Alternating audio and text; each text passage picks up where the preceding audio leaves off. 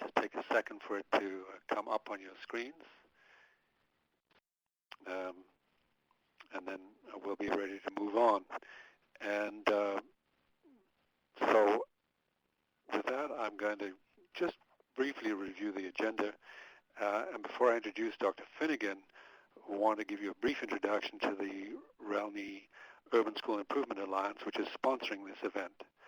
After Dr. Finnigan speaks, she will entertain questions in a session facilitated by Dr. Andrew Petrosino, one of the researchers in the team of 3 of us who support this alliance. Then Susan Yom, who's Director of Research Assessment and Accountability in the New Rochelle School District, will offer a response. And finally, David Phillips, the 3rd member of our team, will facilitate a discussion that includes both presenters. And he'll also add some further information at the end of the session about our USIA research agenda. Before I move on, just to reiterate what Peter has probably already told you, please use the chat box on the left to submit your questions as you don't have verbal access to this webinar. So those of us who are on the team will be monitoring that for questions as the presentations go along. We'll address clarifying questions as soon as we can, and then any substantive questions will come up. We'll bring up during the question and answer period. So please, we will monitor that, and feel free to use the chat as that's a great way of keeping this as interactive as possible. A little bit about the Urban School Improvement Alliance. It consists of research directors or their equivalent of mid-sized urban districts in our region, which comprises New York, New England, Puerto Rico, and the Virgin Islands. This is our statement of purpose, which is building capacity in those to use data. And also its members are interested in examining school performance within the largest social, organizational, and instructional contexts. And that's specifically why we've invited Dr. Cara Finnigan to talk with us, because she really has some very interesting things to say about that larger context.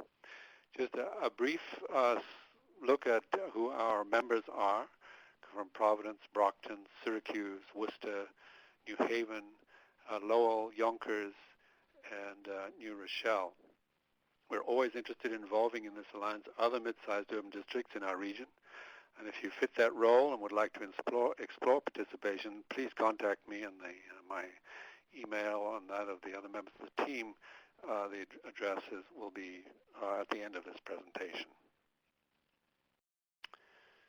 So with that, I want to move on to the featured presentation, and I'm very pleased to be able to introduce Dr. Cara Finnigan, Associate Professor of Educational Policy at the Warner School of Education at the University of Rochester in New York.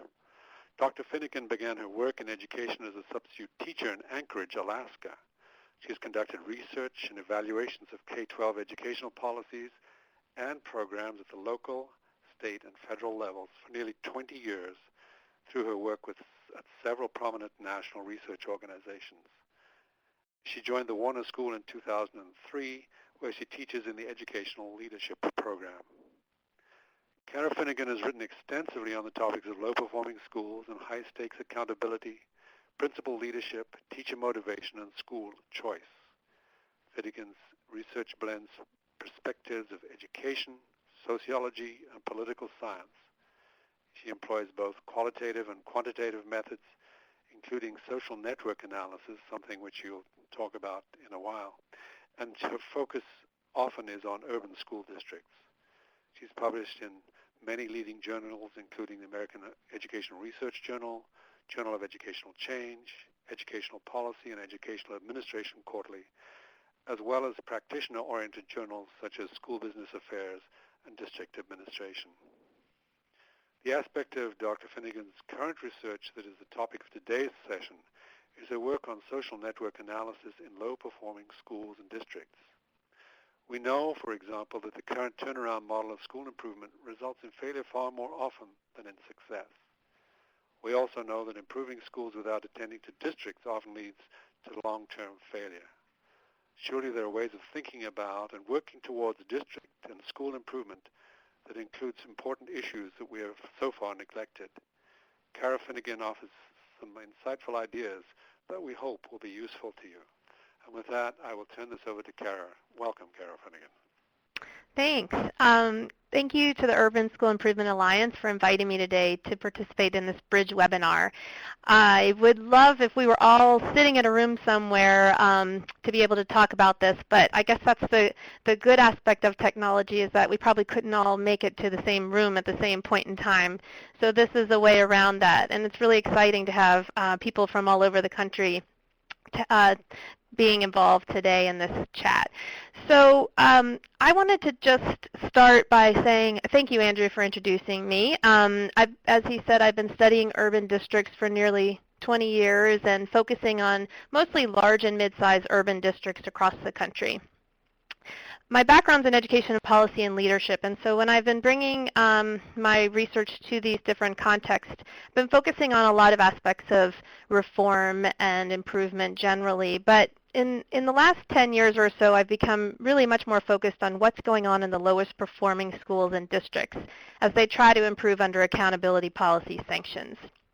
Although this research will inform the conversation today, I think you'll find that the ideas that I discuss are relevant in all school and district contexts. So one thing I just want to say, a little caveat, is that today I'm going to talk less about specific types of data, because so much of this is context-driven, but what I'm going to talk more about is the process of organizational learning, which can facilitate access to and use of data and bring about improvement.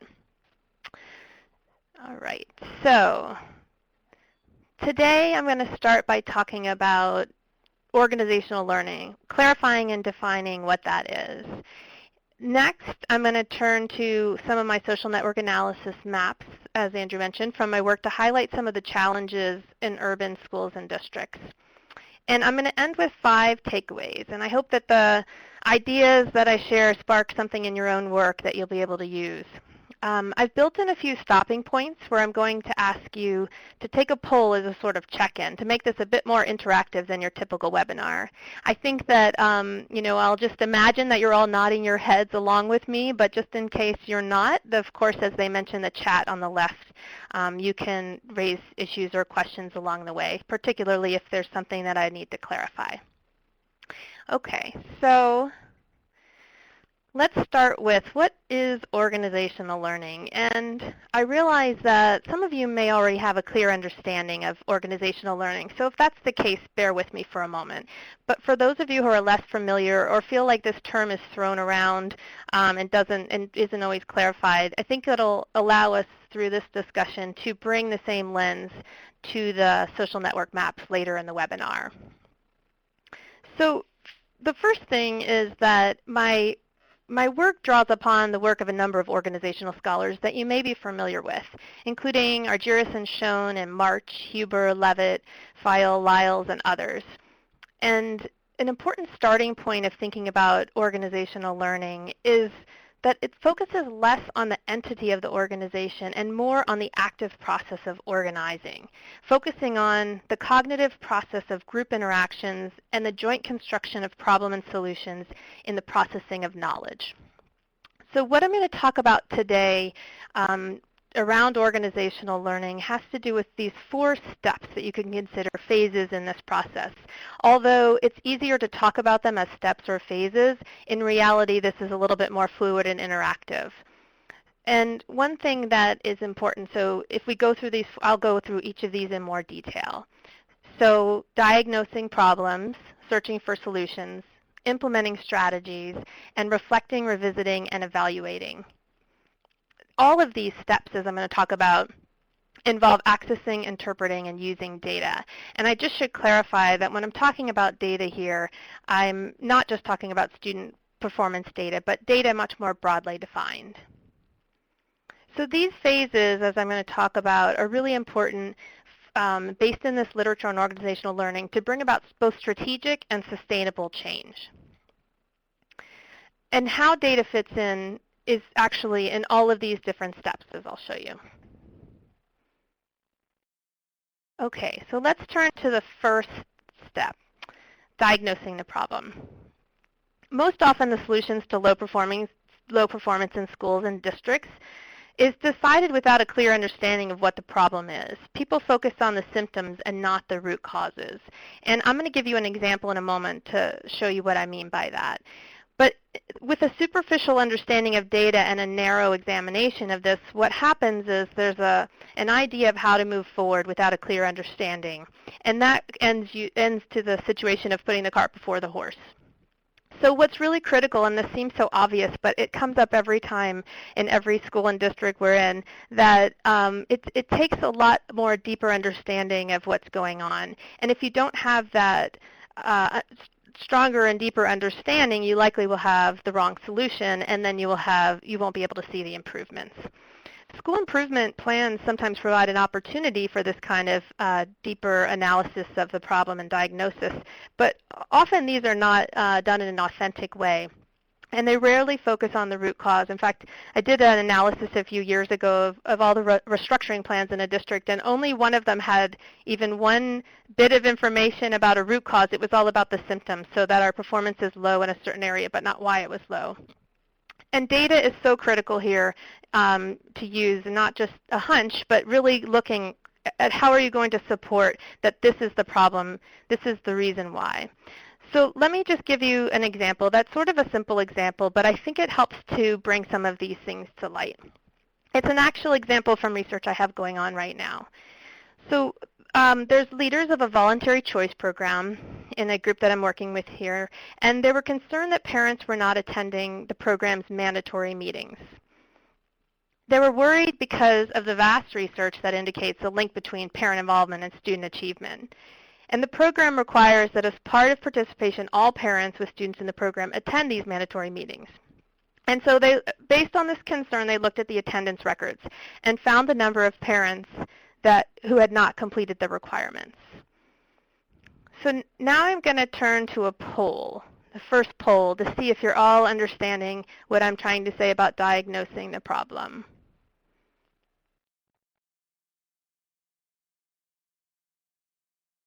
Did these leaders use data to identify the root cause of this problem? I'll just give you a minute to click your box or circle.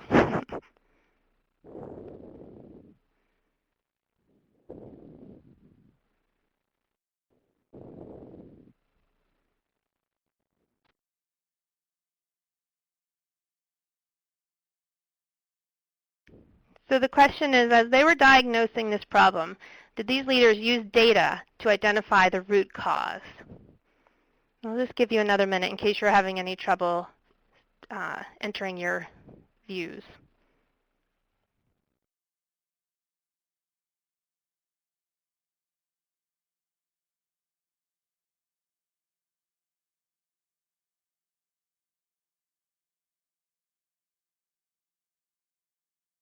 Okay, great. So some of you are still entering, and let's just talk for a minute as you do. Just a reminder that when they were trying to understand this problem, they looked at attendance data. So they did look at data. They did use data. But the question was whether they identified the root cause. And so the issue is that they weren't ever understanding why parents were not attending mandatory meetings. They know they're coming, but they don't know why. And they need to dig deeper to find out which parents or which meetings. And they could use other data that was available to look at trends. And they also need to ask questions of these data and consider what data that they don't have that would better help them understand the situation, and then collect that too. In this case, for example, asking parents through a survey or interviews might uncover additional information that could inform their understanding of the problem. So, and just to clarify that there was data involved, but the root cause was never identified in this case. Now we'll go back to the other slides.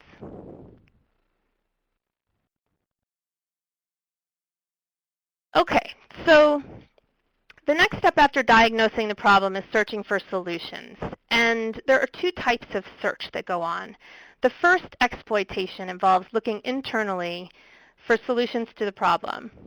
So in this case, they're working on building ideas from inside the organization. And this is associated with refinement. You're taking things that you already know and refining those practices or policies. And it's associated with short-term improvement as well.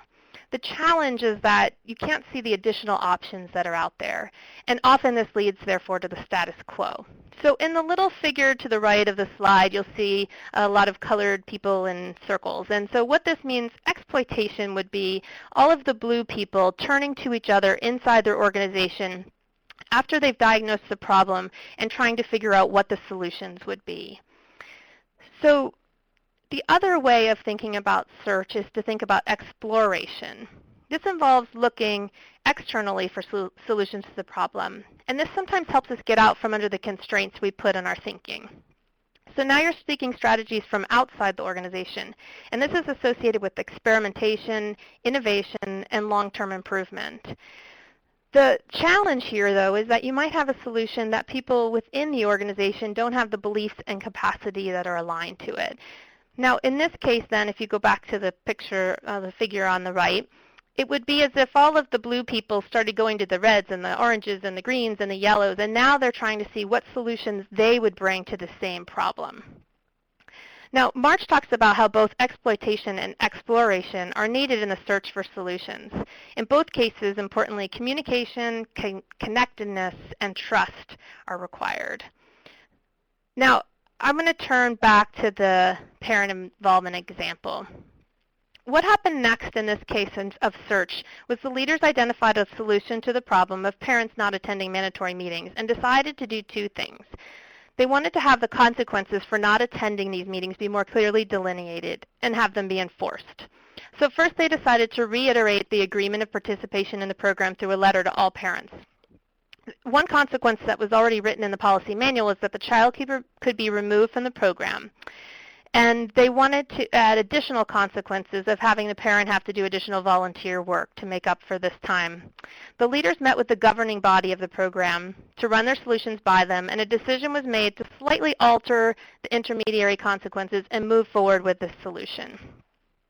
Okay, let's get everybody involved again. So now we're going to switch again to the poll, and if you could add your thoughts on whether, now that I've given you the information about exploitation and exploration, I'd like you to put in your thoughts of whether, which type of search did these leaders use?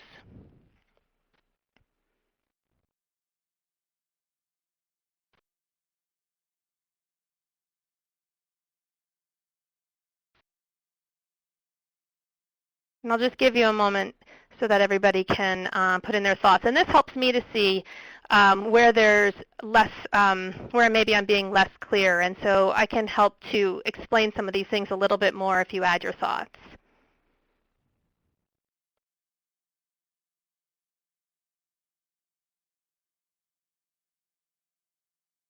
I'll just give a little bit more time.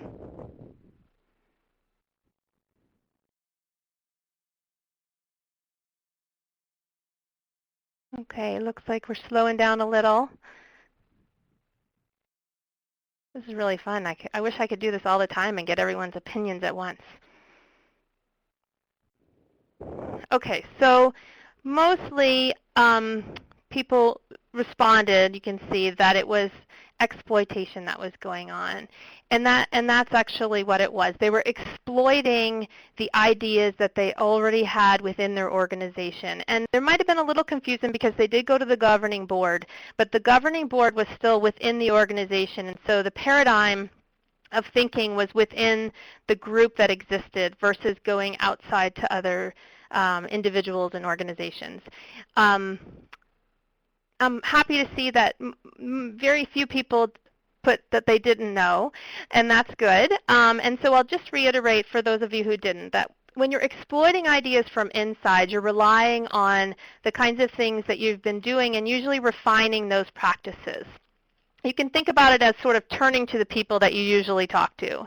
When you're exploring instead, you're searching outside of your normal group of people that you're talking to. And so if you think about this in an organizational context, it would be as if the district was trying to solve a problem district-wide, and instead of continuing to meet with the same people in the district, they might go to higher education or other districts or the alliance or some other group. Now, the tricky part is sort of balancing those two things to continue to move forward and not remain sort of stuck in the way that you've always been doing things. Okay, so let's go back to the slides. So now after searching for solutions, the problem's been diagnosed, solution has been identified, it's time to implement the strategies. And the main thing here is to keep the problem and root cause front and center. And as I'm sure those of you who are in schools and districts know, it's really hard to keep moving forward on one particular course of action because of the competing tensions that you always face. And so trying to ensure that everything is moving forward and doesn't get derailed because of some other unanticipated situation, you want to make sure so that you can have the solution again, the strategy meeting the original root cause of the problem. Now, as I talked about a moment ago, when exploration is happening, you've now got new ideas and practices, so you have to identify whether there's a need to build internal capacity to implement these. And one of the other key things is building and collecting data as part of implementation. And now I'm going to go back to the parent involvement problem. So in this case, we talked about how they exploited the knowledge inside the organization. So there was not a concern about building internal capacity. They were just refining what they were already doing around the articulation and implementation of consequences for parents. These leaders did not collect additional data as part of this process, which would have been a perfect opportunity to do so. But instead, they would rely again on attendance records across all of the meetings as they're really the only set of data that they were relying upon to understand this and move forward. Okay, now the last step is revisiting, reflecting, and reevaluating. Keep in mind that there's two aspects of, or two theories of actions, what you say and what you do. So the first espoused theory is what you say or believe, or your intention around a certain strategy or reform. The second is your theory and use, or what your actions suggest, or what you actually do. So, for example, if your school mission is to have all children grow and learn, but your resources are only allocated towards supports for certain achievement levels, that's a gap between your espoused theory and your theory and use. Now, this is a really critical step in the organizational learning process. You don't just see what happens or what the outcome was of your strategy, but you continue the process of learning. And one of the most important things is, this is the hardest part, is trying to figure out, or I guess first figuring out and challenging the underlying assumptions and beliefs. This is the part that separates out the organizations that are learning from those that are not. In reality, this could come at the diagnosis stage, but should happen again at this point. It's so important to be critical and trying to understand what assumptions were being made and how these shaped both the diagnosis and the search for solutions. But this step requires trust, and it can't be linked to any type of evaluation procedures, making it extremely difficult in the current policy context. So back to the example. So the leaders in my example did not do this step, and as a result, they did not learn. And any fluctuation in meeting attendance, for example, if they had an increase in attendance, it would all be a short-term response. What they could have done here, though, was question the assumptions they were making about parents. There was a strong undercurrent that parents didn't care enough because they knew about the meetings and didn't attend. Putting pressure on them was therefore meant to increase their motivation towards meeting attendance. However, if they had questioned their assumptions and looked at additional data, they might have found a completely different reason parents weren't attending. It may have been a simple thing like the time of the meetings. Or it may have been a deeper reason, like parents in the program did not feel vested in the program, or they did not see themselves as partners, or they did not value the meeting topics, or a number of other potential reasons why they didn't come. Now the issue is we don't know which one of them this is until we dig deeper into the data. additional analyses around the administrative records that they had or additional data that they could have collected could have provided evidence of one or more of these reasons and led to changes in their assumptions, in their norms, in their policies, and in their practices. Okay. So given the importance of challenging assumptions to organizational learning, I just wanted to have a reminder about ways to do this. So these are different strategies. Developing a critical stance, coming up with what you think is the root cause, and then identifying a list of alternative explanations, including more voices and perspectives, including those outside of your organization, analyzing different types of data, providing a supportive environment where people are allowed to question why you do the things you do, and of course, all of the above. So now that you have a sense of the process of organizational learning, let's go a step further. Scholars they divide this learning process into what they call single and double loop learning. Single loop learning is like turning on a thermostat if you feel cold in your house. It involves limited questioning and choosing what is most known and sticking with your normal paradigm. So if I'm cold, I must need to turn the heat up, rather than consider that there might be something else going on. Maybe I have low blood sugar. Maybe I left a window open. In this case, information, superficial, limited information, quickly leads to action. Now, this is a problem right now, especially with the data use tension, because we can have data that we respond to quickly and superficially, and that might lead to our first response, and that is a limited response. So single-loop learning discourages inquiry. It treats a view as obviously correct. It relies on limited data.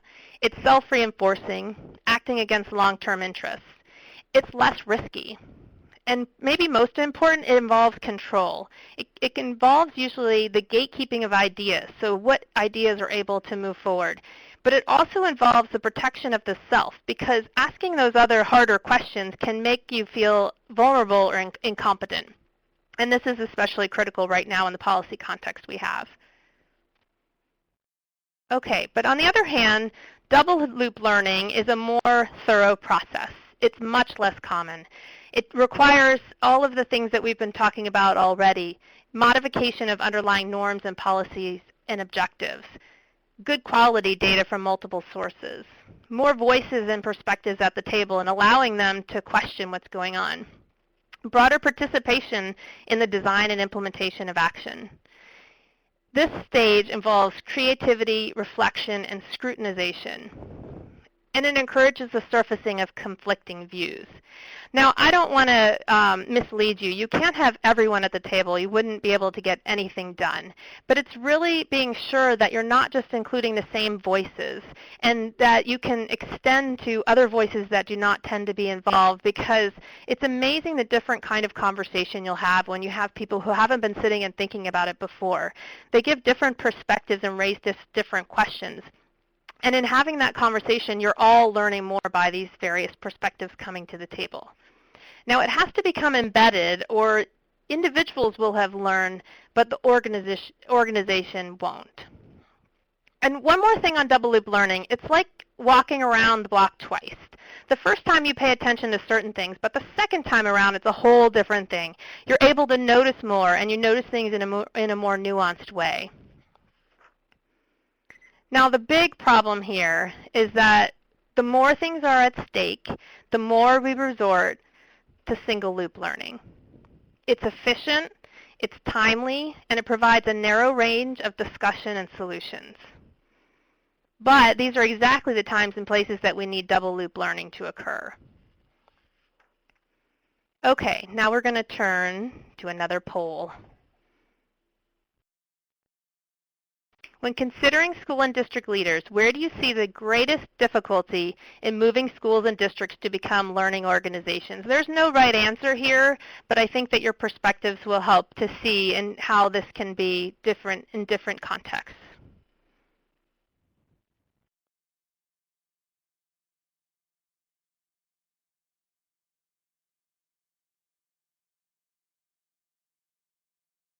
And I'm just going to give you a few minutes to take the poll so that we can see all your votes.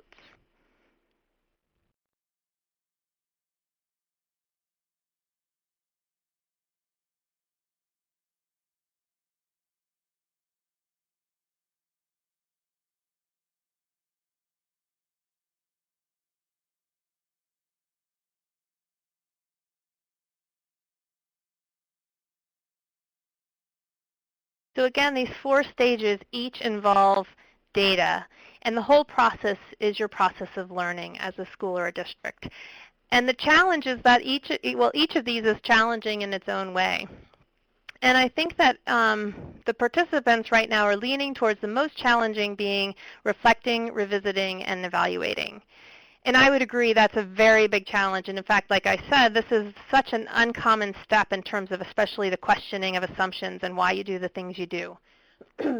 And as I said, there's no right answer. Unfortunately, for this process, all of these are difficult stages. And so you can see where, just in the kinds of things that have to happen in each step along the way, things can make more difficulty in each of these steps of the process. And I would agree with everyone's votes that probably diagnosing and reflecting those first and last steps are the most difficult because they shape the way you think about what's going on. Okay, let's go back to the slides.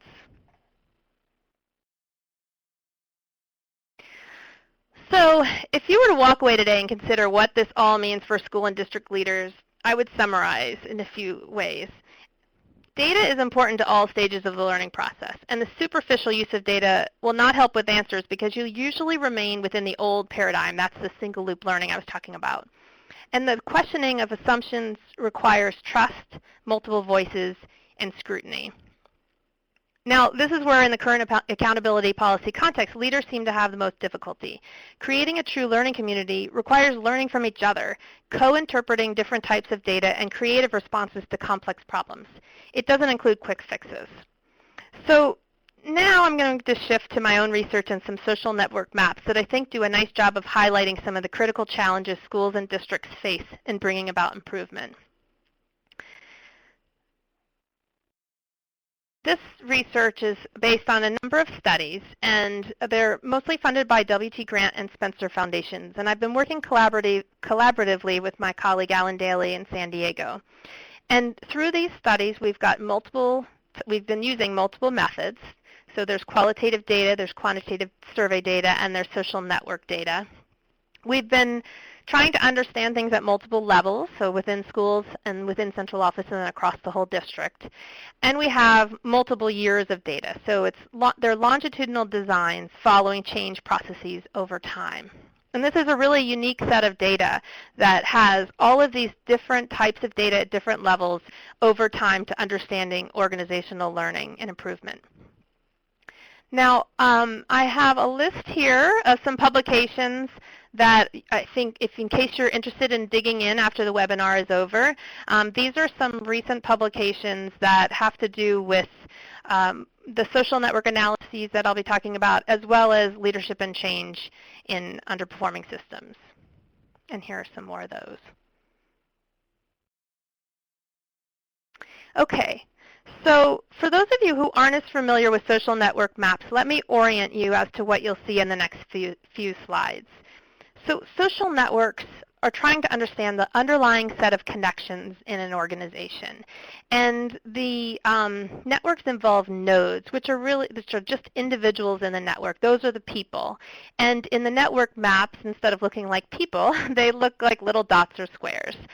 And in the research that I've been doing, we have bounded networks, there's different reasons why you might do bounded or unbounded. But for these purposes, we use bounded networks because they help us to understand the organization itself.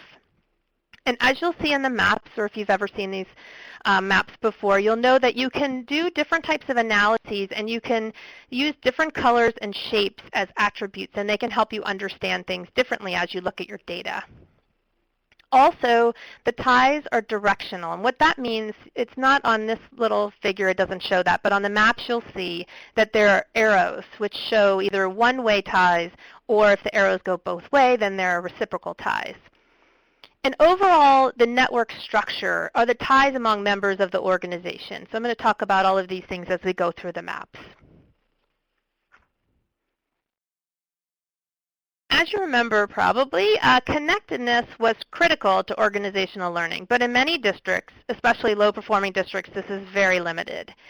So this network that you're looking at is from our research, and it's called a best practices network. So it involves who do you turn to for best practices.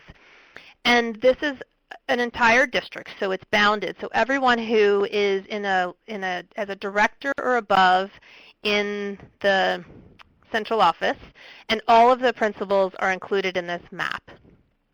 And as I mentioned before, that you can use colors to help understand things. So the blue colors are principals, and the red colors are central office. Now, again, this is a bounded network because when we asked people to in the survey, who did they connect to, we included a list of all the names. That's how we bounded it. And we actually have a place separately where we ask about other people they go to outside of their organization. But for this, I'm just talking about the bounded part, which is everyone who is sort of on the list that they ask about ends up being in the network. And this is the organization of what we call district leaders.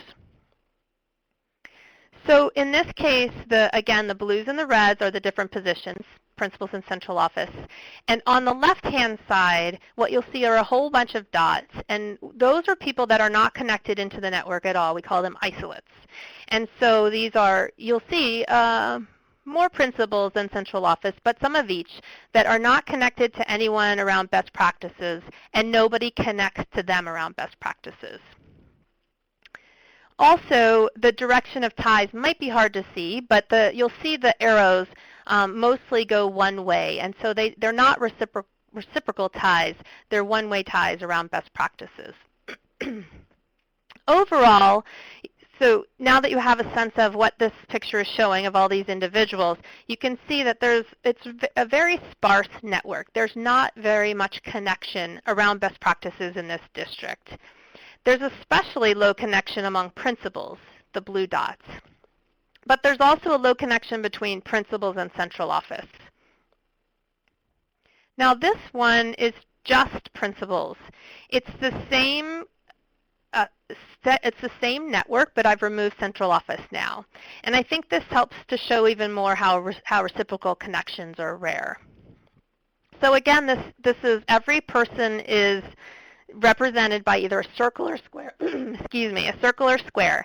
And the square are principals of low-performing schools. Now, you have more isolates on the left because actually some people were connected to central office. So we take them out of the picture. It shows more clearly just how sparse this network of principals is.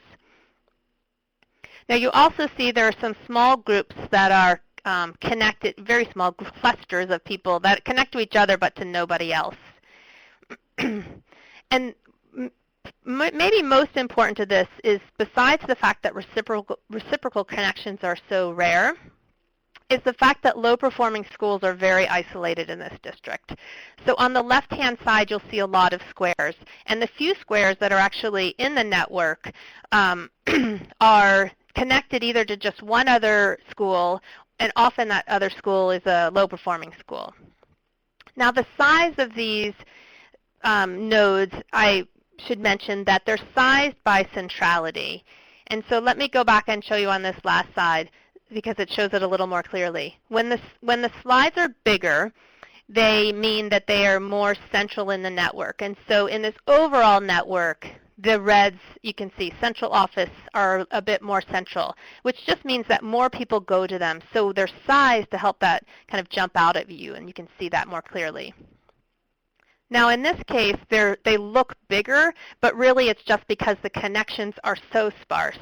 So you look bigger if you just have 2 or 3 people going to you. So it's not as informative in this as it has been in other cases. Okay, so now we're going to go to a poll. And before we do, I just want you to take another look at this and see what you notice about the connectedness among principals and the reciprocal ties that exist. And so what I want to show you is that given the current connections, here, let's see. Given the current connections in slide 25, which principal has the greatest potential to help this district become a learning organization if their ties were reciprocated? So let me go back. because it might be really hard to see, I'm going to help point out to you where these individuals are that I was highlighting. So here you'll see is S18. Whoops, not there. There. Okay. Here is S21. And here is S33. So which principal has the greatest potential to help this district become a learning organization if their ties were reciprocated? I'll just give you all a moment to take a look at this. And maybe I should just walk through them again. So S18 is here. S21 is here. And S33 is here.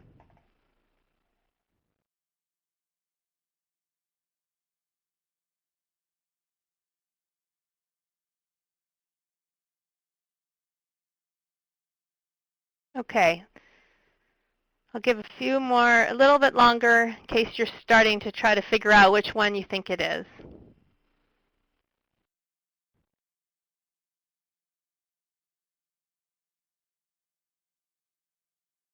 Okay, I think the ideas have slowed down. So most of you notice that S33, right in the middle here, because they have so many ties out to other people, if this person had reciprocal ties, then they would have the biggest impact on the organization to make this a stronger learning organization, just in the fact that they already have so many of these connections that exist.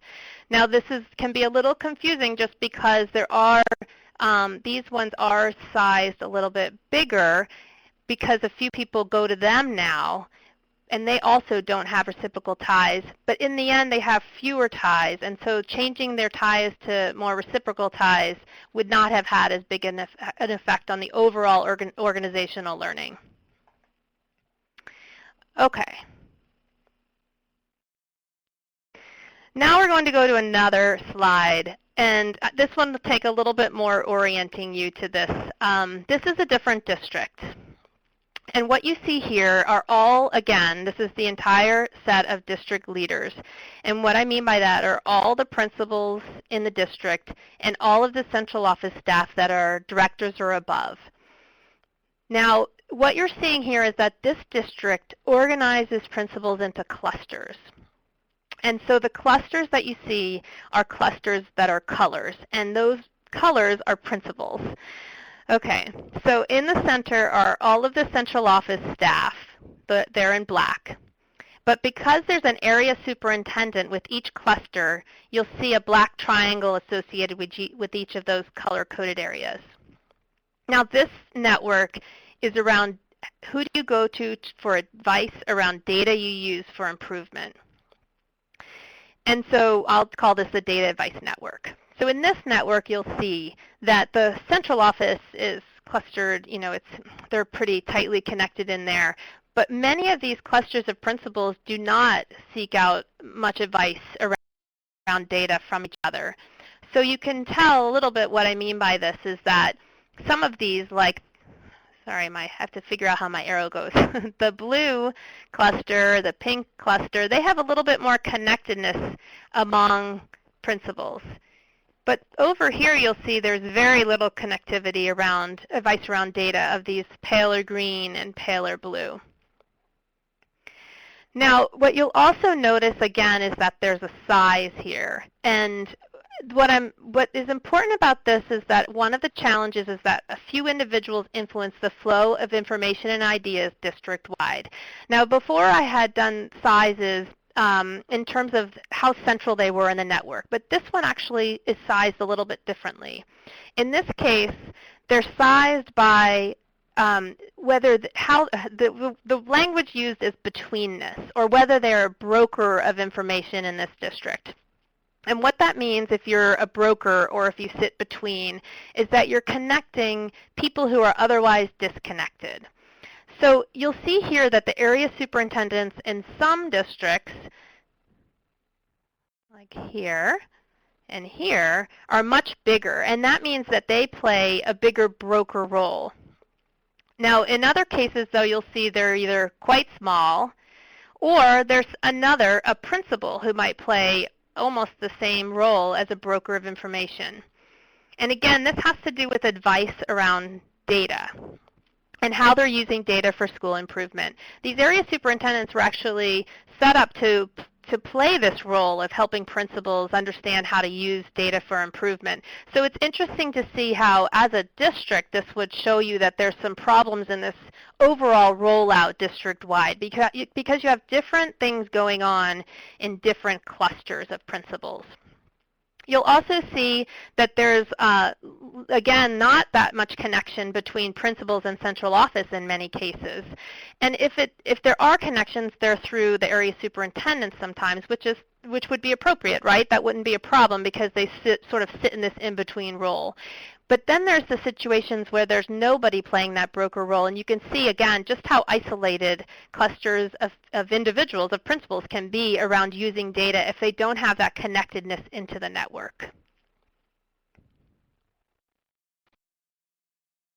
Okay, sorry, I switched too fast on you. But what I wanted to do was now see whether you could tell which cluster has an area superintendent who plays the biggest broker role and their zone also has the most connected principals to each other.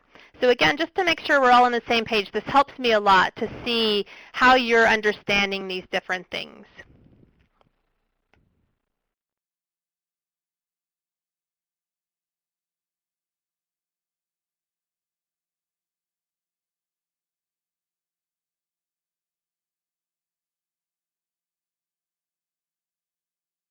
So I think that probably you need to see the map again.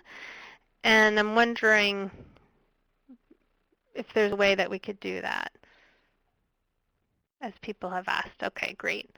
So let me just go back on the slide. Thanks for letting me know that that would be helpful to do. So now that you can see it again, it's a little easier than going from your memory. Which cluster has an area superintendent? Remember, those are the triangles, who plays the biggest broker role, and their zone has the most connected principals.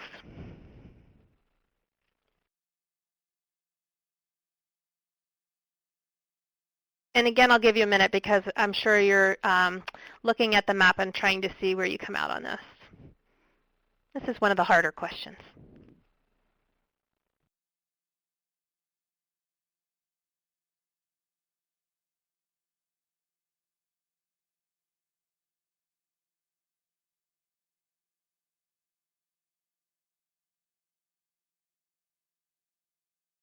And as you look at this, remember you're looking at two things.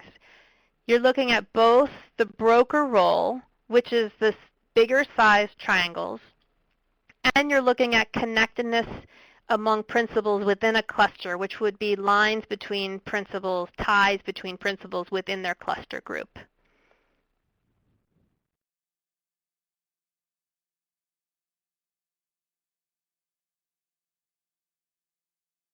And I think since there's still some numbers coming in, I'll just give you a little longer for those of you who like to process it a little bit more.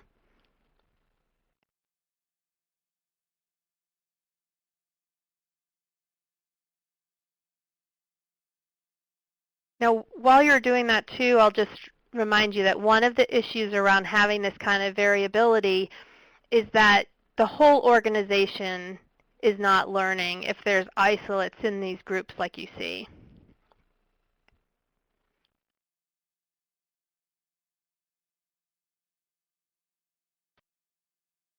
Okay, so most of you are coming in, and I agree with you, which is with royal blue. And the reason why is because the triangle is one of the bigger triangles. And so you're right, for those of you who noticed that the gray triangle was big as a broker. Forest green was a little bit smaller, and yellow, those were a little bit smaller. But it would have to be a big broker role would be a larger size triangle. So helping to understand this map, you'd see both that and also the connectedness within the group So here there's less connectedness internally, although you do see some connectedness outside. And here there's a bit more. Now it's interesting because forest green is sort of an interesting group. What you see, and it might be hard to tell because this slide is not as big as probably it could be if it were on a big projector, but a lot of the lines, the ties here, are not within the group of principals in the forest green group, but they're actually outside. So they're going to other groups along the way versus connecting inside. And so it's not to say that isn't connecting. It's just my question was about the connectedness inside and the brokering role. Okay. So now I just want to turn to a different way of thinking about this. This is a school level slide to help you to understand, again, the limits or the limits on the flow of information and ideas within an organization. This is a research network. The question was about who brings research into the organization that you use in your practice. And these are 2 schools, so now I've moved away from the full district to just schools. School 1 and School 2 are both low-performing schools. One of them has more staff than the other, School 2, so you see there's just a lot more dots. That just means that it's a bigger school in terms of the number of teachers and staff. Now, again, I've gone back to the sizing by centrality. So if you're a person who more people go to, then you're sized bigger. And the colors here, the yellow are classroom teachers, and the orange are administrators or others like a literacy coach, a vice principal, things like that. Now the black ones, you'll see just a few of those. Those people didn't respond on their position, but from what I know of these schools, they're most likely classroom teachers because of the numbers that we have in those categories. So what you see here is, again, those isolates on the side. The little dots, again, they're hard to tell the colors. It doesn't really matter right now because what I'm trying to show you is just how many people are isolated from research in these schools. So this means when they're isolated, again, when they're on the left-hand side, it means they don't get any ideas from research from anyone in their school, and nobody gets any ideas from research from them. The other thing to notice is that there's just more ties in the larger school. School 1 has some ties, but they're pretty sparse. And in fact, a lot of the ties that you see are radiating out from this person right here. So if that person who sort of checked a lot of people didn't get didn't check all of those people about getting ideas from research from them, you would have a much different picture. Now, the main thing that I want you to walk away with here is that there's one person in each school that is really the key source of research. If that person leaves, then you don't have anything coming back into the school from research, or very limited, I should say, because of course there was some movement otherwise from that one person, but the majority was coming from one individual. And actually that happened in School 2. School 2, in this case, was the principal, and you can see just how many people went to that person for ideas from research that they used in their practice, and that principal got moved to central office. And so you can kind of picture then what happens to the network, the movement of ideas and practices. You can just see how it would sort of separate everything out, and many would become isolates, and then there would just be so many fewer ties if you didn't have that individual who was bringing everything in. Now that's not a bad thing. It's good that some ideas from research were making their way into the school, but having it be so centralized, you can see, just picture what the map would look like differently. All right, so let's just turn to one more poll to make sure that you're still with me. So which is more desirable in a learning organization? A more centralized research network, a more decentralized research network, or you don't know?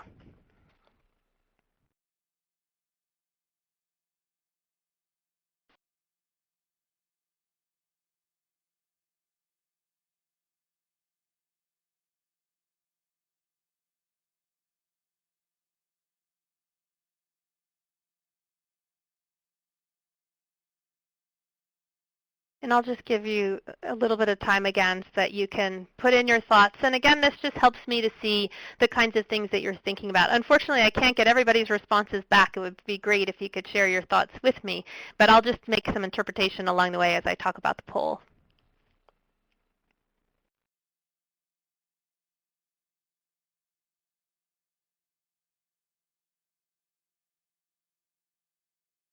Okay, so most of you are coming in, which is, I think, a really important point, which is that a decentralized research network means that there's more stability in having these kinds of ideas remain in the organization if someone were to leave. And also it just gives more chance of different kinds of ideas getting in as well.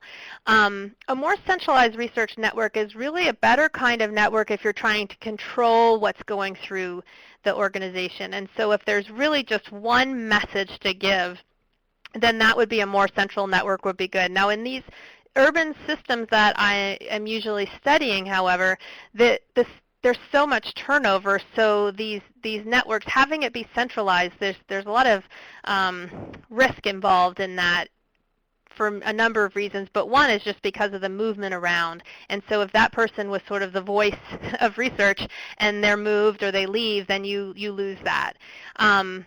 It's really an issue that comes down to the decentralized research network tends to be more like what we were talking about before, where more ideas and perspectives are bringing things in. So you have more things at the table when you're trying to deal with these kind of complex problems that are happening in low-performing schools in urban contexts. Okay, so now we'll go back to the last set of network slides. And this, again, is back to the district level. And so I'll just remind you that the blue colored nodes are principals and the reds are central office.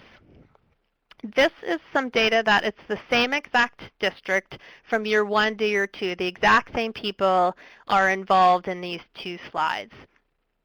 The size I'm using here is, again, centrality. So if you're someone that more people go to, that you are sized bigger than the other nodes. And that helps just to visually kind of see who is sort of the go-to person for information or ideas or practices.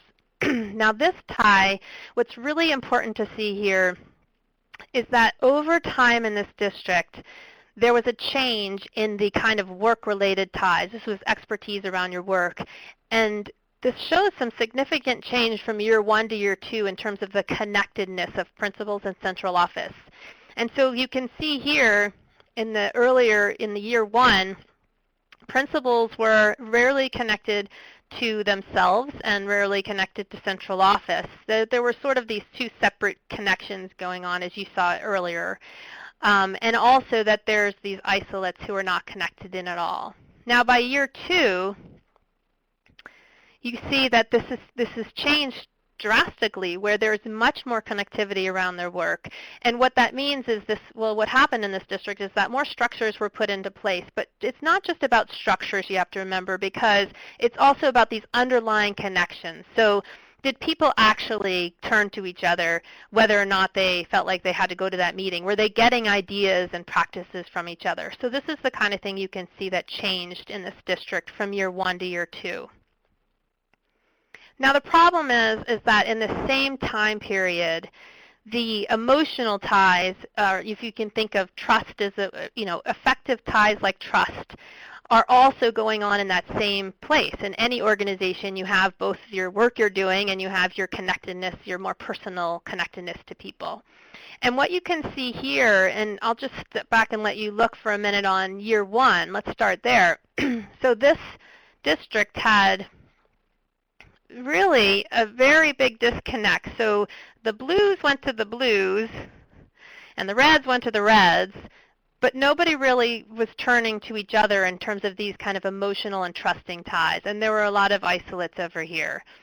Now what happened, though, is this in the same time, if you remember, that things seem to be getting better in terms of these kind of work-related connections, the sharing of ideas and practices and expertise. At the same time, things were getting worse in terms of the trust that was in this system. And what happens here is you can see that this just completely deteriorated.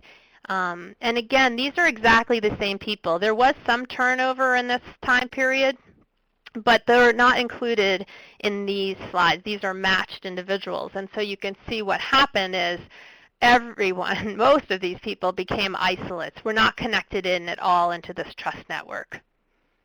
Now the problem with that is that organizational learning, the literature is very clear on this, that you need these conditions for learning to occur. And so it's not just around data, but it's around trust and interpretation and connectedness and reciprocity and these things that you would be doing as you understand and interpret the data that allow you to move forward with your work. So trust really comes first, and it's hard to rebuild. And without trust, these other kinds of work-related ties and ideas and practices won't move forward and learning won't happen. Okay, so why is this important? Well, there's continued pressures on schools and districts and the educator within these to improve. And data has become higher quality and more widely available. I'm sure a lot of you out there are thinking there's so much data, which things do we look at? We have so much now. That's a very different story than even a few years ago, where data was more difficult to get your hands on. The problem is there's lots of reform but little evidence of improvement. And so I hope that you're picking up my point here, which is that perhaps we're focusing too heavily on the technical aspect of data use without understanding the more process-oriented learning that makes complex change possible. So to summarize, if you remember across the social network maps you looked at, you saw a lack of ties among principals and between principals and central office staff. You saw centralized networks around research and limited connections around data. You saw rare instances of reciprocal ties which are needed for learning to occur. You saw a lack of connectedness between central office staff and principals, especially for the critical emotional types of ties or trust. And you saw an isolation of the lowest performing schools, meaning that new ideas and practices weren't making their way into these, resulting in refining of the same solutions that have been used before. These maps are really useful in providing visual images of what's really going on and why improvement's so rare. Now, one thing I haven't talked about as much, though, is that it's critical to understand the limited improvement that exists has to do with high turnover in these schools and districts. When you consider the intensive double-loop learning process and then consider how at each step of the process the people are changing and a sort of starting over occurs, it becomes more clear why this is so difficult. In one of our low-performing schools, 30% of the teachers changed over each year, and in these districts we've had 50% of the staff turnover, directors and above. And so just that kind of starting fresh again and again underscores the problem of all those steps in the process that you were noting before that can be challenging for school and district leaders. You can have all the data in the world, but understanding how to interpret and use it remains one of the biggest challenges in urban school districts because it requires this kind of process-oriented learning. Okay. Now, I like to go to my 5 takeaways. And these are, I think, the main things that when you were to walk away today or if you were to tell someone about what you learned today, I'm hoping that they resonate with you. The first is to consider multiple angles, issues, and types of data when solving a problem. The second is to question what the cause is, the why of the problem, and be critical of all the assumptions you're making along the way. The third is don't get stuck inside. Search for ideas outside your organization, the school, or the district, and then make sure you have the internal capacity to implement these new solutions. The organizational learning and change is complex. That's important, and also that involves both the heart and the head. So you can't just be starting to work harder around this technical aspect of reform, but the emotional aspect and the sharing of ideas and practices, that taking a risk really requires a lot of trust. And last is to walk around the block twice. I think that, if nothing else, if you can think about how, instead of just saying you're done when you find out the results out of that strategy, but to kind of question the assumptions and move around and do it again, I think it would open up a whole new set of learning for your organization. Now, some of you out there are involved they're at the level of state and federal policy, and so one thing is to think about what's the learning at that level. Since my background's policy, I'm always thinking about that too. The good news, I guess, is that accountability policy and data-driven instruction movements have prompted much more access to and discussion about data. But accountability policies must be more focused on building the capacity of leaders to interpret and co-construct knowledge. More partnerships across researchers and practitioners could facilitate a different approach to data interpretation and use. The weak internal connections and high levels of distrust are actually exacerbated by the pressures of accountability policy sanctions. And so trying to figure out how to really move, and not just say we're moving, from compliance-oriented responses to capacity-building systems is critical. There's also this issue of leadership that's really critical to this whole thing. I mean, strengthening the leadership training of principals and central office leaders, particularly those under pressure, is so important so they're able to develop the supportive and trusting cultures necessary for organizational learning. There's really a lack of attention to the preparation and development of leaders throughout the system, and that relates to the limited capacity for moving data and evidence throughout. And so this is some of the variability that you saw in that one slide around the brokers, the triangles, and how it looks so different depending on the cluster you were in, what kind of connectedness there was. And that's limiting because if that's your resource, if that's your outlet for information, then you might be hindered in your ability to move forward. And the district overall is limited. Also, in terms of policy, there's really, or I guess maybe not policy, but practices as you're working with school and district leaders, is requiring the root cause to be identified as part of these reform processes, and questioning the assumptions to change norms, policies, and practices, and helping them to understand when superficial diagnoses are occurring and how these can lead to the wrong solutions. Okay, so if you are desiring to find out more about my research and publications, here are a couple of links that you can access, and they have a number of these different papers accessible to you, or you're welcome to also contact me. Here's my contact information included. So thank you very much.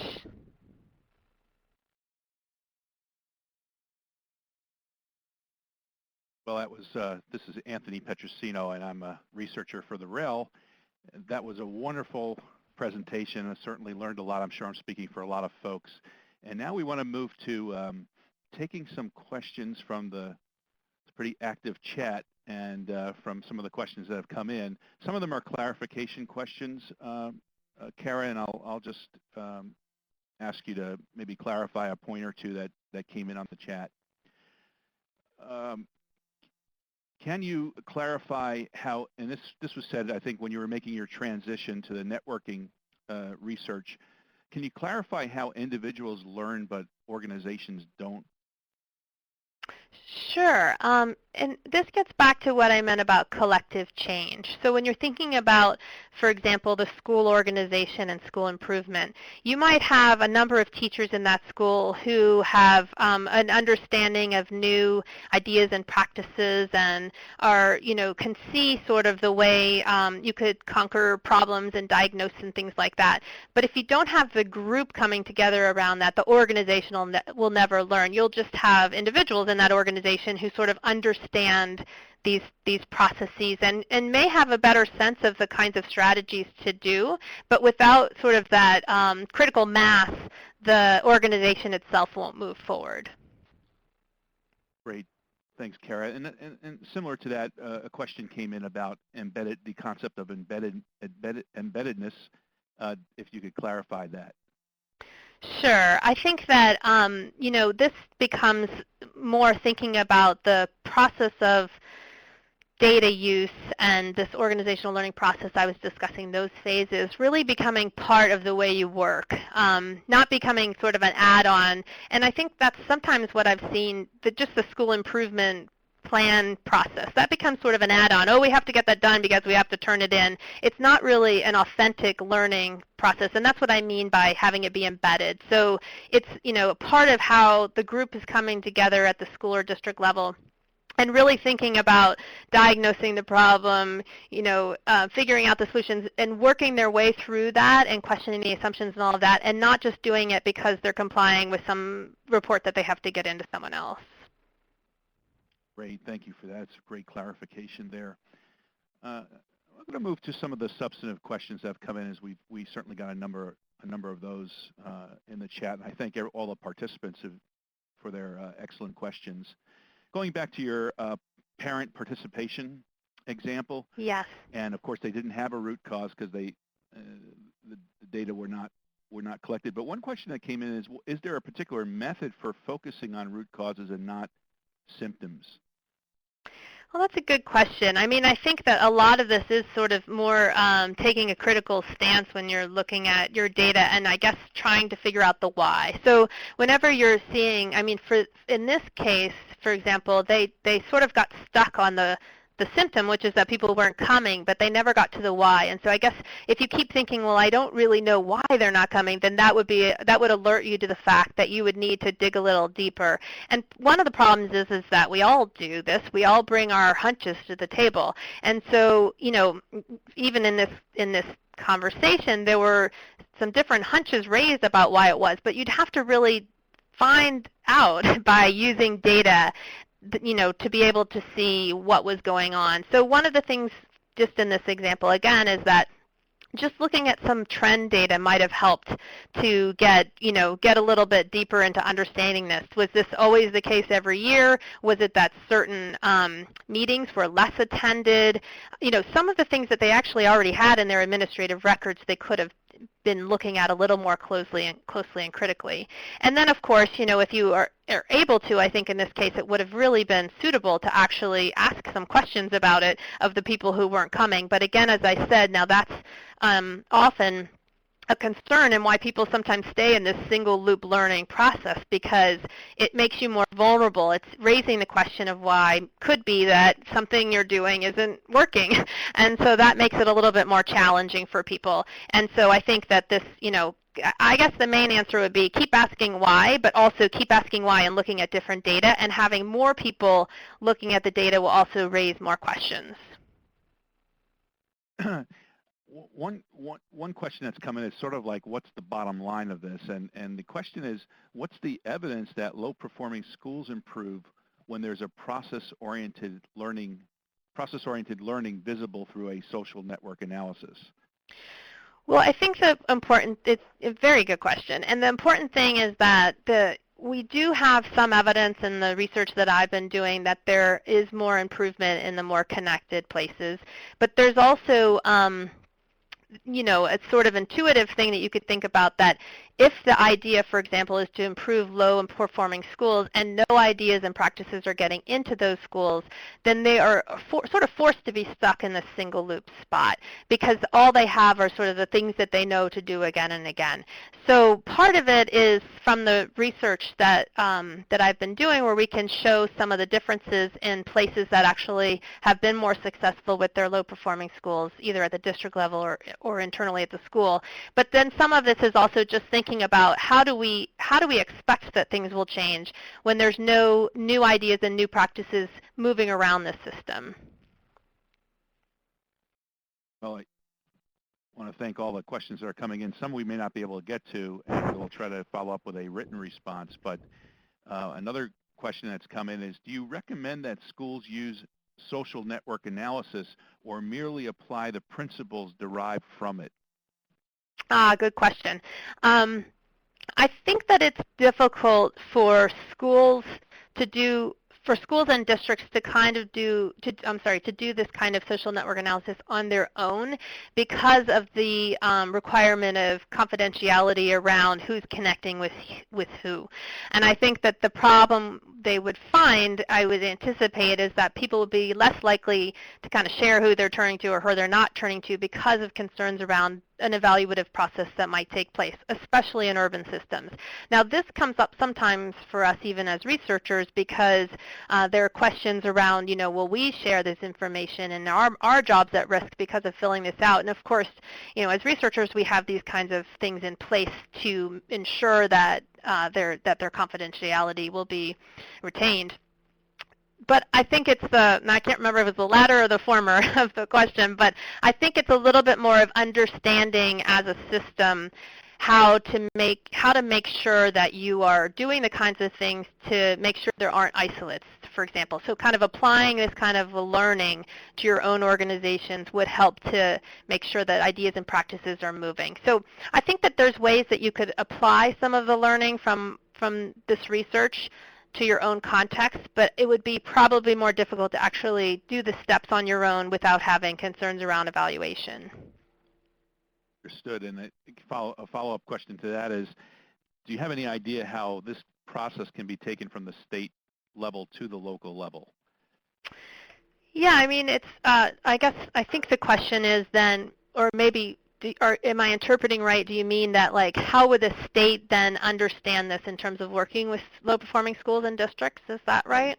Right. I think it would be by really just having a better sense of what needs to happen within those schools and districts. And so, you know, one of the and also learning, one of the problems, of course, is if the state were then to go to these contexts, they might not have an understanding of what's going on. So it would be having more connectedness across levels there, too. So maybe the state would be making some assumptions about what might be happening, whereas if they could find out, you know, from the local level, that might clear things up. But in general, I think that you could take these learnings if, say, you're a state person working with local districts and try to see if you can kind of help them through this process.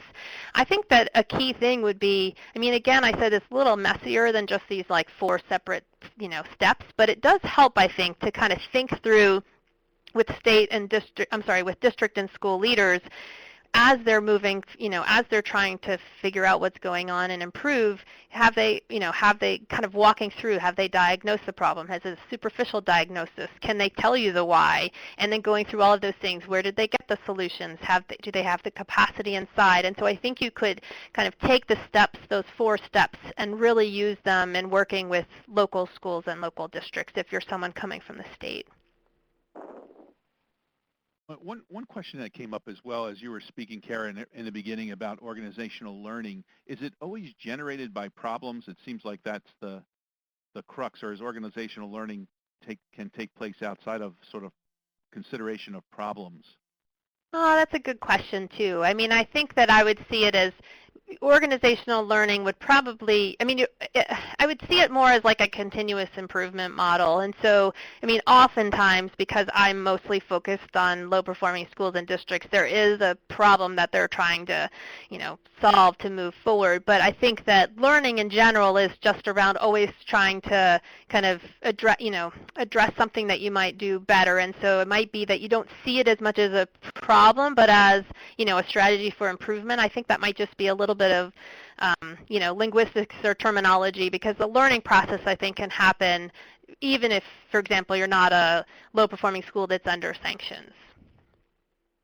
Well, that's just terrific, Karen. Thank you for being patient with me as I fielded these questions, and there's certainly a lot more Sure. out there and comments as well, but we're not going to be able to get to all of them right now, but we might be able to, or we certainly will follow up later. Right now we want to turn it over to Andrew, and he's going to introduce, and I want to thank you again, Kara, for your excellent presentation, and now we want to turn it over to Andrew, who's going to introduce our next speaker. So thank you, Anthony. Before I do that, I wanted to mention that our ultimate sponsor, the U.S. Department of Education, as well as the Regional Educational Lab, wants your feedback on today's webinar before you leave. So please do take the participant survey, and you can access that right at the bottom of your screen before you leave here. Now I want to introduce Susan Yom, who will respond to Kara's presentation and describe some of the things that they do in her district to create a systemic approach to use of data. Susan Yom is Director of Research Assessment and Accountability in the New Rochelle, New York City School District. She's also a member of the core planning group of our Regional Educational Lab Urban School Improvement Alliance. And as a member of that group, Susan has learned a reputation for being both brief and very insightful. She consistently brings her extensive experience in using a systemic approach to working with data to inform instruction to our discussions.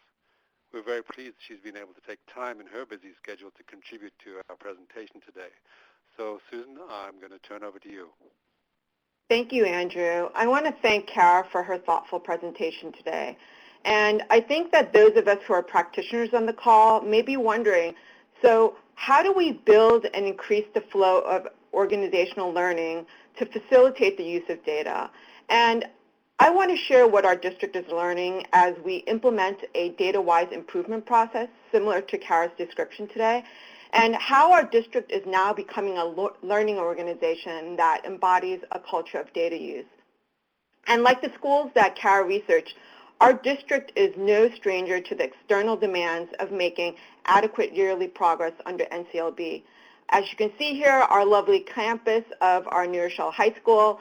The City School District of New Rochelle is a vibrant urban suburban district with nearly 11,000 students, only 15 miles north from Manhattan.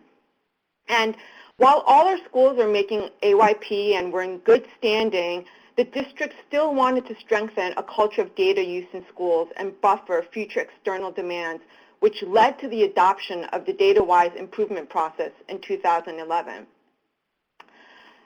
The appealing promise of this process was that it would enable schools to become a coherent learning organization capable of leading continuous improvement while also distributing leadership. And this was a really important point that I think Kara was emphasizing in her network research. And that's often the case that central office administrators or principals are often the nexus for data in most of their districts undergoing accountability pressure. And information often resides with just a few individuals, which limits the opportunity for the entire organization to grow, advance, and be a part of the continuous school improvement process.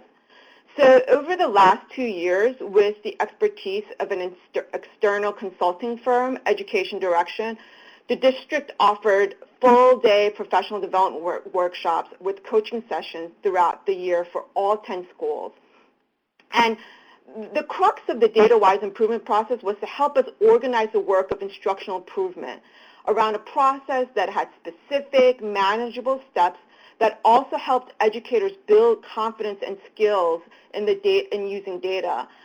These sessions helped schools learn from assessment results and then inquire and act on what they had learned. So in our district, we created data teams that were comprising of teachers, administrators, and these teachers were not only content or subject teachers. Sometimes they were PE teachers. Sometimes they were art teachers. It was a very inclusive group of individuals that actually built the data teams for their school. And so what the data-wise improvement process did in our schools was it provided an opportunity for teachers and administrators to work side by side, not only on how to build their skills on the collection and analysis data, but really on how to be an effective team that led the improvement work in their buildings. Data teams also learned how to give high-quality professional development for their faculty meetings, and they also learned how to develop progress monitoring tools and implement peer observations as a process for instructional improvement.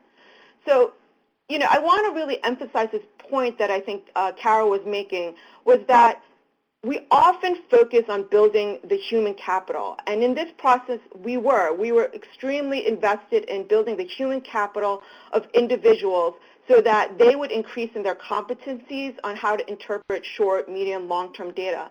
But reciprocally, we also help schools develop social capital where the members of the data team strengthen their relationships as they worked in teams to develop a plan and process to implement at their schools.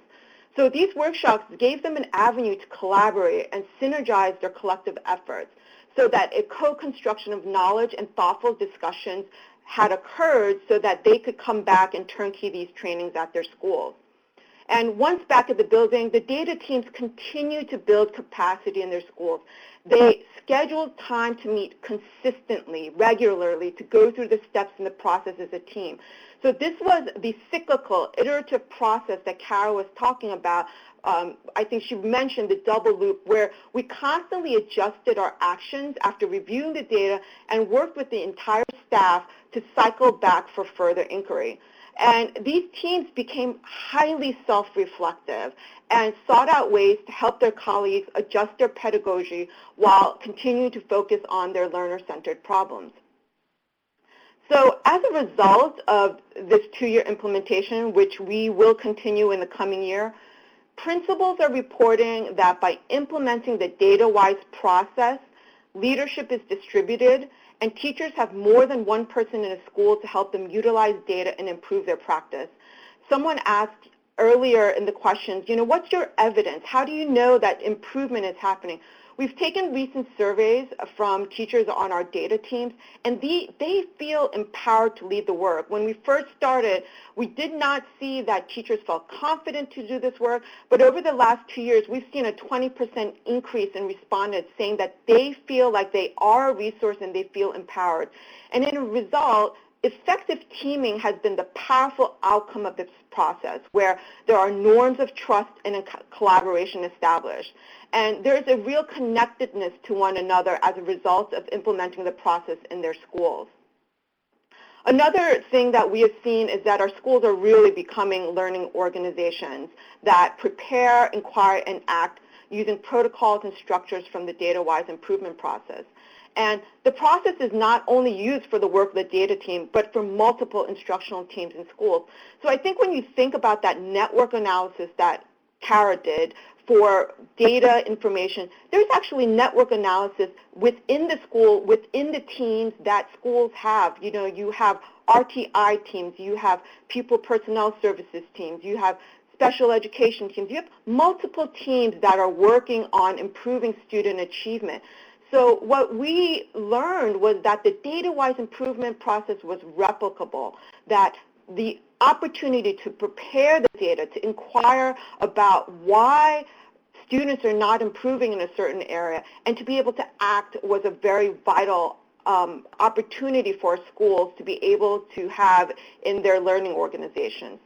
And lastly, data teams believe that the process is leading to increased student learning and improvements in teacher practice.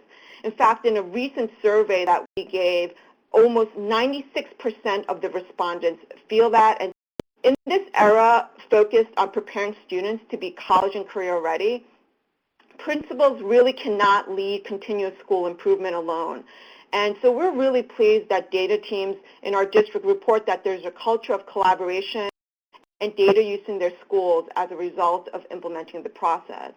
So, I think that we go back to a statement that Kara made, and she said, perhaps we have focused too heavily on the technical aspect of data use without understanding the more process-oriented learning that makes complex change possible.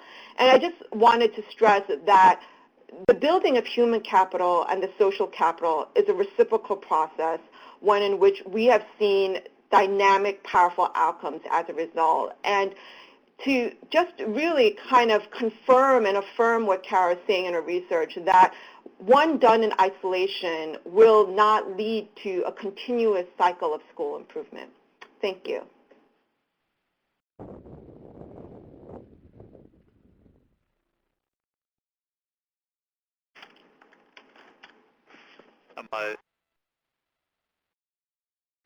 Thank you, Susan. That was a fantastic summary of the work going on in New Rochelle and the data-wise improvement process. And this is Dave Phillips. I'm a researcher with the REL Northeastern Islands as well. And in our remaining time today, wanted to spend a few minutes with a question and answer with Susan, and then we can have a panel discussion between both Kara and Susan to reflect on what we've heard today. I would invite participants to continue to post questions in the chat, and we'll address those on a question-by-question basis. For Susan, I think I'd like to start with questions of clarity, and then we can go into some more substantive questions, I think, for both Kara and Susan. So Susan, just a couple of questions that have come up. Back to the slide on the data-wise improvement process. There's a question about what sorts of data you were looking at. Is that assessment data only? Well, actually, every building really did an understanding of student assessment and their climate reports. And so they did surveys within their buildings. Some students at the high school level were also surveyed. So there was actually a diverse way in which we began to understand what the root causes were at some of the buildings for learner-centered problems. So assessment data was not sufficient. Not only that, assessment data, as everyone knows, there's short-term, medium-term, and long-term data. So we had multiple forms of data. We also had student surveys, parent surveys, teacher climate surveys, to actually help us to begin to really look at a learner-centered problem and a problem of practice, meaning that what were the instructional practices that we found effective that were in need of tweaking to be able to address the learner-centered problems. I think that the other question that was asked was, is actual student outcome data really showing improvement in New Rochelle? And while our state assessment scores are not released yet, and I think that most school districts, states look at the final state assessment data, we have actually several formative assessment periods throughout our entire school district. And we actually use a program called STAR Renaissance Learning that actually is used throughout our system to look at that short-term data as well as the medium-term data for teachers that have created assessments for student learning objectives.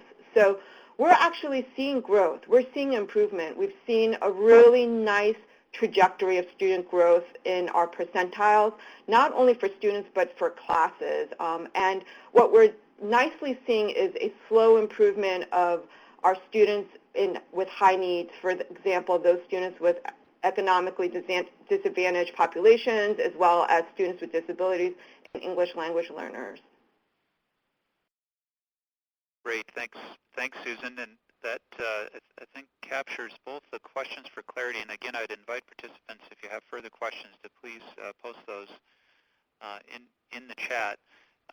But before we go on to a couple of the questions for both of you that have came up through the registration process and also building on what we've heard today, Kara, there was a question that we just wanted to circle back to on your presentation, and Susan, also feel free to chime in, of did you have or know of anything published that underscores the point you make about trust in organizational learning?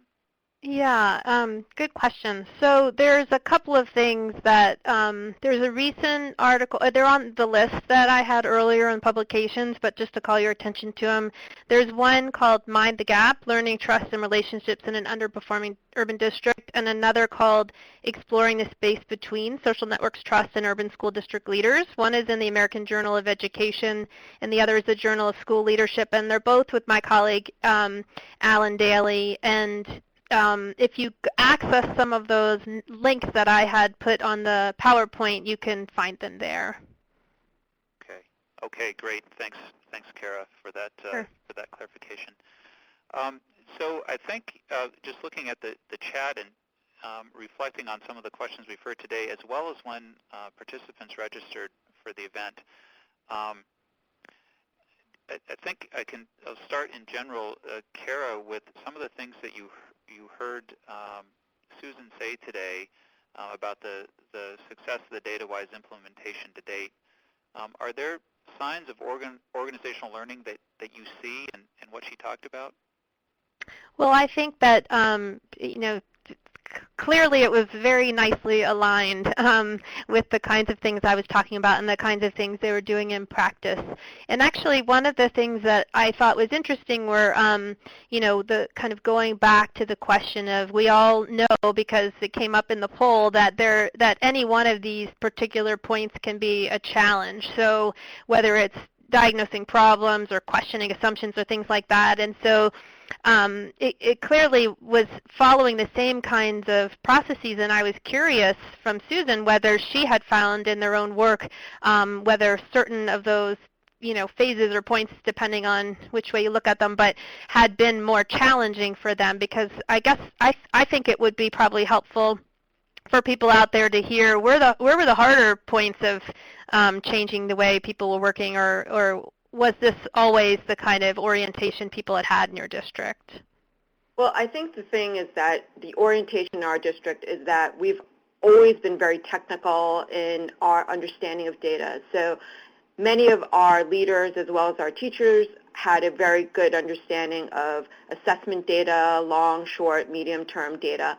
However, I think the question that you raised, and just to go back to the slides that you were talking about, and I think that there was actually a poll about what is the most difficult thing for leaders to actually do? And I think the respondents had talked about recognizing, revising, and actually really doing the work of changing practices, changing those attitudes, changing the actual underlying behaviors that may be what is causing the organization to continually not improve in a trajectory that will increase student achievement. And I think that that was an area that was really eye-opening for us as a school district, one in which we began to look at instructional improvement by opening our doors for peer observations. And that, I think, was probably the most heartwarming experience for many of the individuals that were on the data teams, primarily because I think that teachers often do the most public act in private. And they were finally able to have individuals that were on their data teams as well as members of their schools come into their classroom and provide effective feedback. And so this is care and trust that happened from this process for the last 2 years that allowed teachers to open up their doors, which also then allowed for effective feedback that was really on a building of knowledge that they had received with professional development for over the last 2 years. So there's a real gradual release of that. It's not as though we said, hey, open up your doors, we're going to come in. It was one in which teachers volunteered, and then not one teacher, not two teachers, but several teachers began to do that. And then once they began to do that, they became actually really effective in diagnosing what were the instructional practices that they needed greater professional development on. And as a result, the data teams would be able to call that information, and the district would be able to provide for them more effective professional development from a consultant or from a critical friends group or from a leader in the field, and come to the schools to be able to do that. And one of the things that we were able to do as a result of that was to increase the SIOP model, which is a sheltered observation model for English language learners. But what it did was it helped us to understand that we are actually now increasing our tool set to be able to provide instructional strategies for all students and for all learners. Great, thanks, Susan. And Kara, and again, I really love this perspective of both the researcher and the practitioner here in addressing some of these questions. And I think another question that many of our participants will be curious about as practitioners, and we heard a number of during the registration process, sort of generally fit into the theme of what's next. So I'll start with Kara on this one. For those in roles as policy and decision makers in their organizations, and many of those may be on the webinar, are on the webinar today, and are interested in taking the next step of leveraging organizational learning, what is that first next step you would recommend that they take? I think that's a good question. I mean, I'm assuming there's two different groups of people out there that you might be talking about. One are people who can advocate around policy change, and one who might be actually working closely with district and local leaders. So let me take the second group first, because that's probably the easier group in a way. I think that really just trying to, as you work with school and district leaders, trying to understand for yourself what this process is, and maybe consider how in the past, I mean, this has probably been going on already, where they've been working with these groups and understanding maybe where some of the gaps were. So was it, a solution from outside that didn't have the internal capacity inside to move forward, or was it a problem, as we've talked about a lot, that didn't, that root cause wasn't identified, and really kind of, starting over and reflecting on what's already happened and trying to sort of move closer to this process that Susan talked about, or that I was talking about in terms of learning and co-construction of the problem and that kind of thing. So I would say it would be maybe starting to step back and see, well, where are these schools or districts in that process, and how can we kind of pull them back into this way of thinking about data and interpreting it and using it that will lead to longer-term improvements rather than short-term change.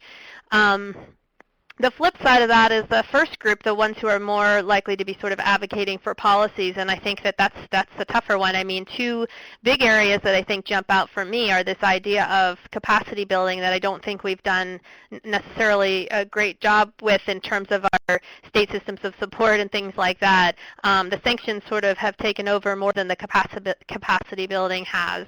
And the other, I think, has to do a lot with how we train leaders. I mean, I think that both leaders who are going into these systems, especially the more challenging schools and districts, but leaders that are already there, I mean, I think they, any one of them will tell you there's so much professional development they have to do to keep up with their, credential and things, but that's not what I'm talking about. I'm talking about really understanding how to not just access the data. I think we've done a better job of that. I mean, here at the U of R, we have data-driven instruction. We have these kinds of courses, but that's a different kind of thing to help people learn how to actually interpret it and use it in these processes that they would then bring into their schools, or maybe if they're already in the schools and districts.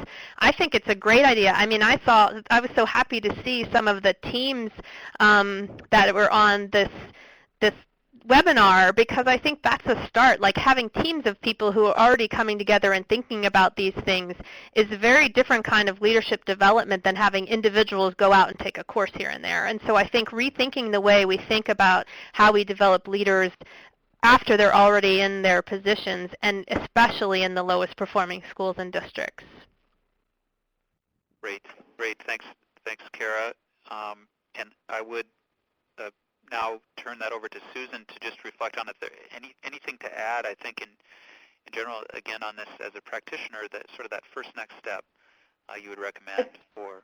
I think that there's several layers as a practitioner that one would have to consider is, district leadership, and then building leadership, and then teacher leadership. And I think that what's really important about what Kara was stating was, where do you start, is that there needs to be a real comprehensive approach, a systematic approach to how you're going to actually build a system of leaders, where it's not just one leader that if they were to leave the system, what would happen to that system. And I think from our experience and what we've seen is that by including all 10 schools, not piecemeal, but it was all 10 schools that actually are part of this initiative. In addition to that, we had teams that were very diverse. They were not reflective of only the individuals that are the ones that have the voice on the staff, but there were individuals that had perspectives that were keen to our student population that we may not necessarily understand.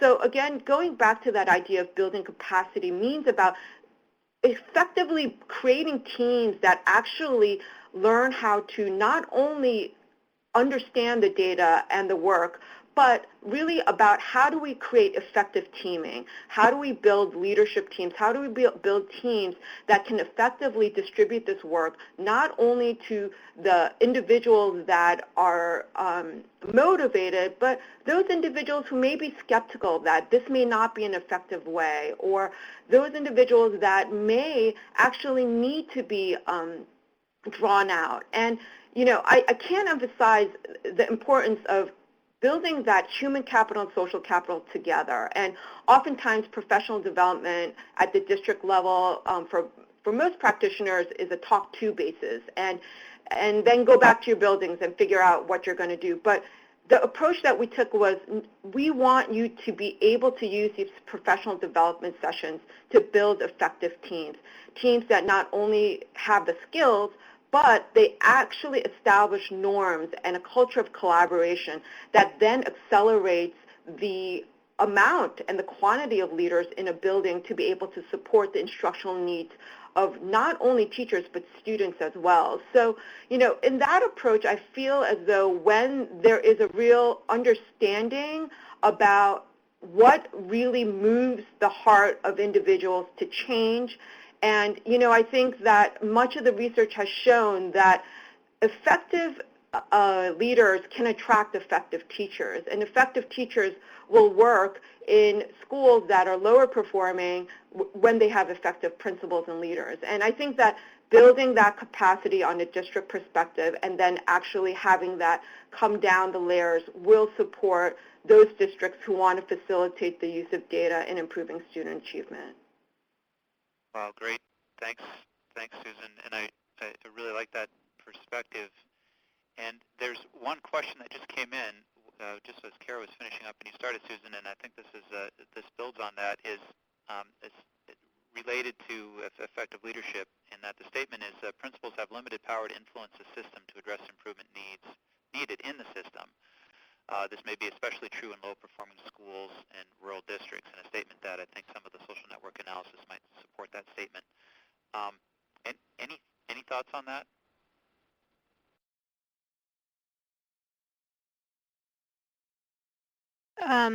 Susan, did you want to jump in first, or should I? Go ahead. Okay. I think that, I think this kind of gets back to something Susan was talking about in the way that an orientation of the district as the organization. I mean, I have actually heard that from principals, sort of like, what can we do about this? And I think it speaks to the fragmentation in a lot of our urban districts that they're not all at the table. I mean, that the central office sort of says what to do, and the principals are supposed to carry it out. And it sort of shows you in those slides how central office rarely went to the principals for things, but there's so much knowledge that the principals would bring to the table if they were more equal partners in kind of moving forward. And so, I mean, I think that the reality is that principals feel limited power to influence the system in places that don't have them kind of helping in this moving, understanding the problem and moving things forward, whereas it sounds like from the way Susan was describing it, and I think to kind of speak to the way that, the culture that sounds like it's developed there, is that it doesn't seem like they would feel that kind of fragmentation or disjuncture that the participant was mentioning. And, I just want to add to that principals may think they have limited power, but actually principals wield a lot more power than they actually know that they possess. And I think that principals actually have a lot of power because they can actually establish the culture of trust and norms of collaboration, irregardless of what supports or what mandates, is that the relationship that may expand from one person to the next person, to the one teacher that then spreads the good news about that principal who spoke to that teacher that was reaffirming. And I want to be an advocate for the principal who actually does have a lot of opportunity to grow that culture of trust and collaboration in their schools. And it often does start with just one person, and that one person becoming the next person and developing that network within the building to actually be able to withstand external demands and pressures from increased accountability. I mean, I think the other thing that is sort of the person is alluding to is that, this kind of gets back to trust, right? And so when there is trust, there is a feeling of empowerment, and there's more reciprocity, so there's more give and take, and so it's almost like it's circular, right? And it gets better and better.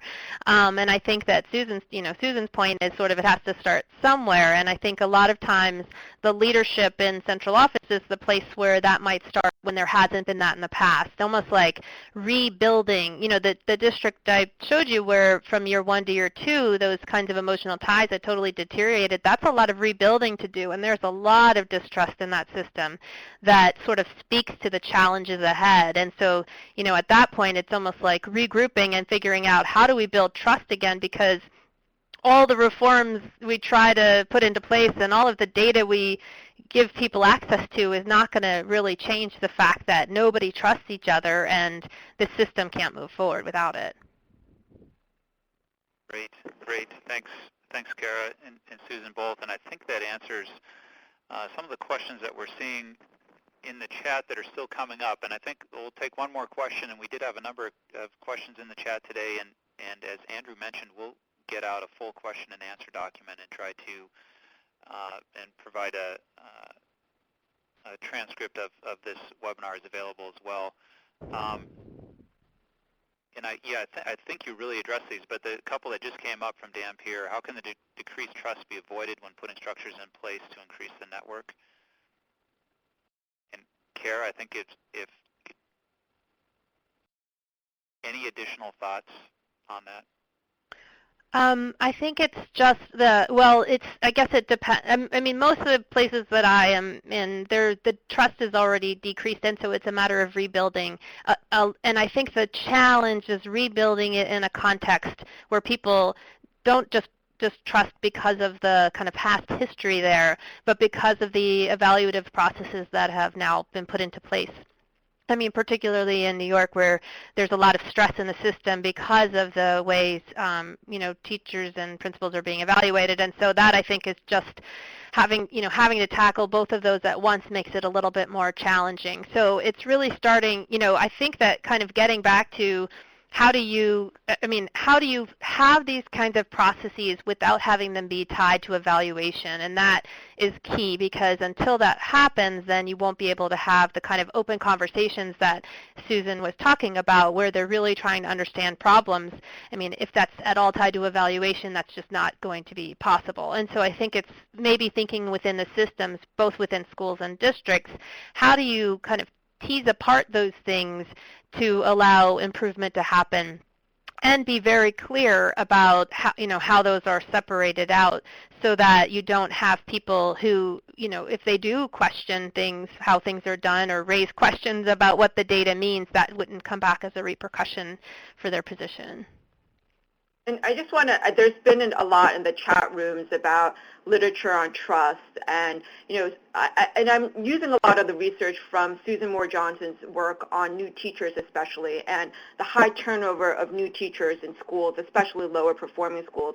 And a lot of the research shows that if they had opportunities or structures in place to increase collaboration and to develop norms of trust in those environments, that there may have been a likelihood that they might have wanted to stay in those lower performing schools. And I just wanted to, really go back to what kind of structures did we put in place. And, I think that that's actually a really important part of building trust, is if we're saying that we're reciprocally accountable to the work that you're doing, that means that we're providing trust for you. Well, what does that look like? That means that we're providing resources to increase time for teams to meet. And I think that's actually one of the largest structures that most of our participants have said over and over again in our surveys is, you're telling us to do something, but you haven't given us the time. And so putting in a structure of time and doing it on a regular, consistent basis, developing leaders within the building to be able to lead those sessions effectively, were two things that I felt were critical to our success for this process. So, I think that decreased trust is actually giving people time to collaborate, giving them the room to do that, not after school, not before school, but finding time and being really strategic about scheduling and so forth. So those are some different applications that we have had in our district. Great, thanks, Susan. Wonderful responses there, and I think some practical resources for folks to think about. And thanks again, Kara and Susan, both today for the fantastic presentations. Being respectful of everyone's time on our webinar today, we have about 5 minutes left. And I will spend that time first as a reminder to folks. Peter has been good enough to post links to the webinar where it will be posted. That's available in the chat. This chat will also be available. And we'll send out a question and answer document to participants, as well as a reminder to everyone that we would love to hear your feedback today. Peter will insert the link to the evaluation for this event, and again, we really would like to hear from you and things that we did well today and things that we can do better. So before signing off, I just want to spend a few minutes reviewing the work of the REL Northeastern Islands and the Urban School Improvement Alliance specifically, sort of the host of today's event, of which Susan Yom is a core member of that Urban School Improvement Alliance. Since this Research Alliance kicked off in late winter of 2012, it's articulated a goal of helping build the capacity of LEA members to use and access data. The Alliance is working together to facilitate the pursuit of coherent research agendas within state and local agencies, developing relationships to help share information and improve data use, as well as building capacity in districts to inform questions of policy and practice. And so the Alliance, in collaboration with the REL Northeastern Islands, is pursuing a number of specific projects, or has pursued or is pursuing. One of them is improving the relationships with external researchers, an identified need of the Alliance. REL has prepared a suite of materials to help mid-sized urban districts better work with external researchers. Those resources are available to everyone on the REL Northeastern Islands website. The REL is also undertaking an administrator and school board study to examine the ways that district administrators are using data, particularly in low-performing schools. And then finally, a number of school and district survey modules have been developed and are in the process of being rolled out to capture data on leadership, data use, family involvement, school environment, and instruction. So that's just a little bit about our host organization today in terms of the REL Northeastern Islands and the Urban School Improvement Alliance. And for additional information, I would invite everyone participating today to visit the REL Northeastern Islands website. That's relne.org for information on the work of the REL Northeastern Islands in general and the Urban School Improvement Alliance specifically. And when you're on the site, you can register for information on research and activities of USIA and the REL in general. And I would also note that if you're interested in having your school district pursue a deeper level of engagement and possible membership with the Urban School Improvement Alliance, they should feel free to contact any one of the folks you see here on the USIA REL NE support team, Andrew Seeger, Anthony Petrosino, or myself, Dave Phillips. So we really appreciate everyone's participation today, and that's it. Thanks. Thank you so much, everyone, and I'll turn it back over to Peter for a final close. Yeah, thanks everybody, and thank you David, Anthony, Andrew from USIA, Kara Finnigan, and Susan Yom. It was a great session. So there'll be an archive of the webinar on the event archive of the RELNE website in a couple of days. You'll also get an email with a link to that and the slides, and we'll explore whether to put together a Q&A document. I think we very well may, and that will also appear on the website. Have a great afternoon, and thanks again for attending. Bye-bye. David, Peter, I'll just butt in to say thank you for our production crew of Jennifer and Jenny. We most appreciate their support.